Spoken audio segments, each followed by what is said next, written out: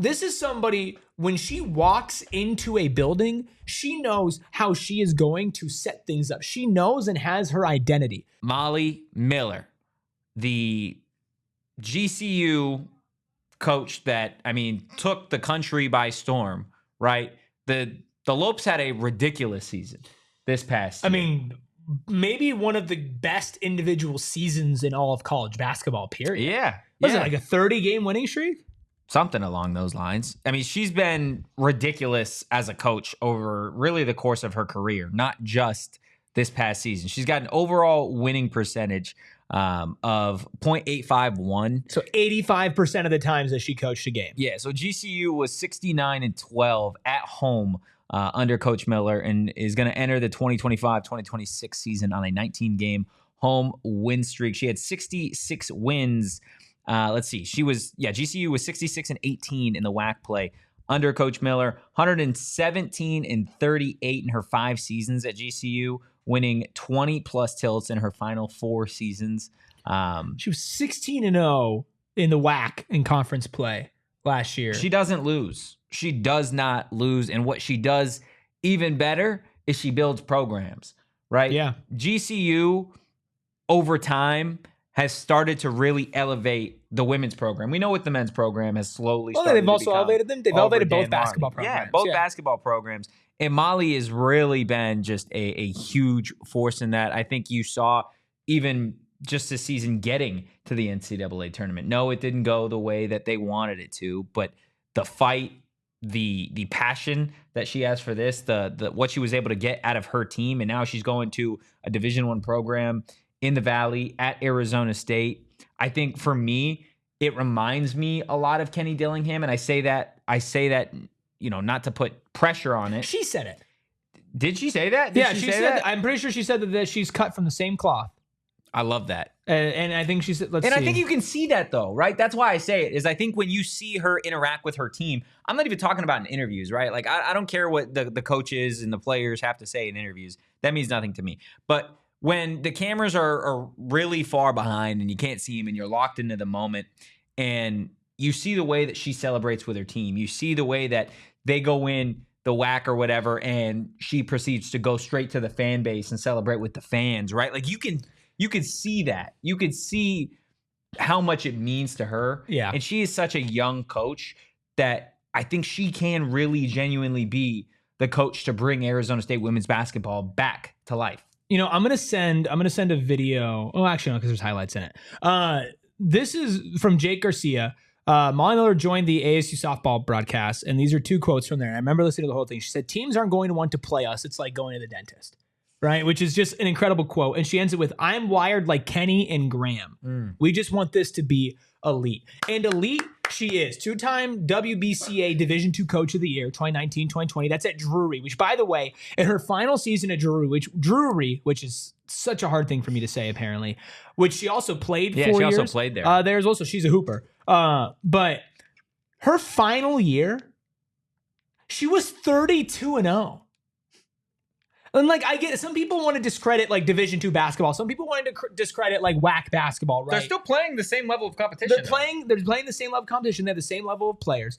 And she's a 3-time Coach of the Year in where she's been coaching, whether it's in the WAC or whether it's Division II, Division II Coach of the Year, right? Not Conference Coach of the Year, Division II Coach of the Year, right? So this is somebody, when she walks into a building, she knows how she is going to set things up. She knows and has her identity. And what is the main thing that we've lamented with Bobby Hurley basketball?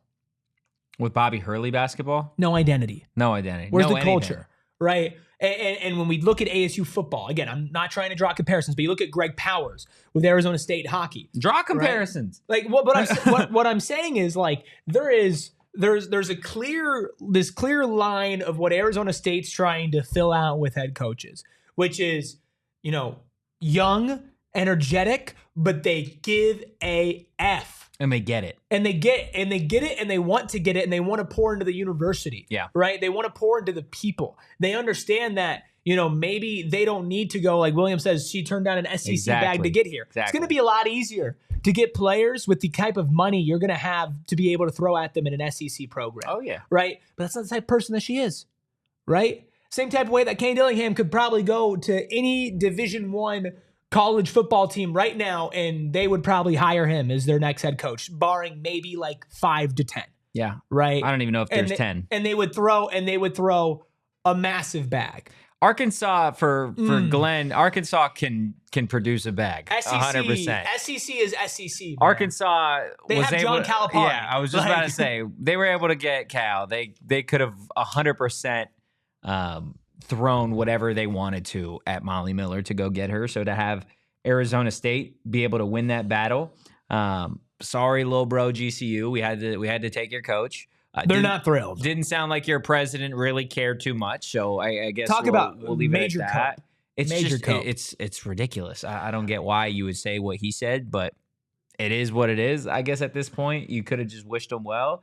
But again, I think you can look at, like you said, the coaches, but I want to look at the administration and look at Graham and Crow and the way that they've been able to go about this, because for a while we had been saying Molly Miller would be a great coach at Arizona State. She was the person that money to get her. Are you going to? Are you going to shell over the money to go get her? They were able to close the deal on that. A while back before you were here, Shane had mentioned, hey, I want Kenny Dillingham to be the coach. Look at that. They went and got him. A lot of people locally wanted Sean Aguano to be retained on the staff if he wasn't going to be if he wasn't going to be the head coach.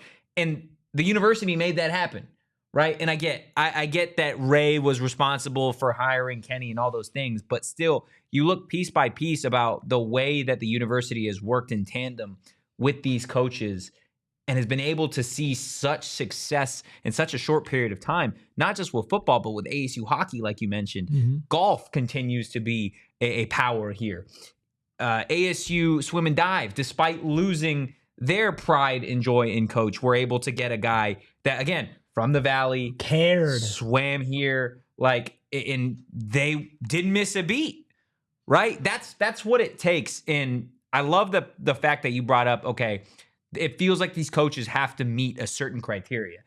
Not only do they have to be energetic, not only do they have to seemingly be a little bit younger to maybe understand the transfer portal and NIL and be a little bit more willing to dive into that in terms of roster construction, but they also have to be able to communicate with the fan base, right? I feel like for such a long time, there's been such a disconnect in college sports between the actual coaches and players and then the fan base, which I don't understand why there's always been a disconnect when considering that college sports, the best part about it is the fandom, the passion, the fact that you can go to a university and 40 years later, you could still be rooting for that same team in that same program.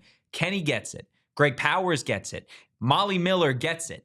All of these coaches at Arizona State now partnering with Graham Rossini, the athletic director, you can slowly start to see ASU, the quote-unquote sleeping giant, isn't sleeping anymore, right? And it's not just in football. All these different facets are starting to actually make noise when it comes to their conferences. Arizona State won, 4 conference championships in their first year in the Big 12 so far?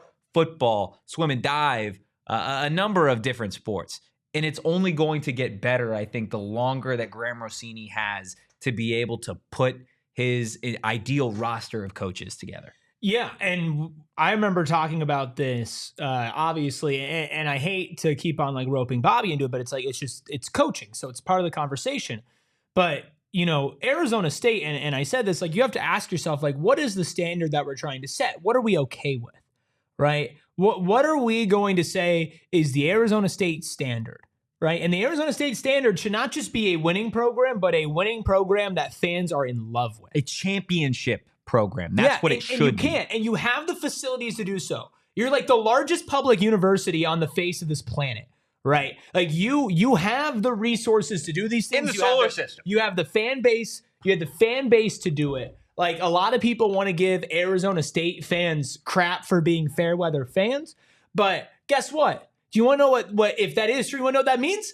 If you win, they're here. Yeah. It's not like when this football team was winning in the Big 12, right? And a Big 12 champion and all of that the fan base was nowhere to be found because people don't care. Yeah. Right? Remember when basketball has hit its peak under Bobby Hurley? Remember how much this community loved Charlie Turner Thor? Go look at Mullet that was packed out when they were playing in the NCHC playoffs, right? And how devastated everybody was when that run came to an end, right? And how much that team means. Like, this entire university has the power to be, and I am not like just saying this because I am on PHNX Sun Devil.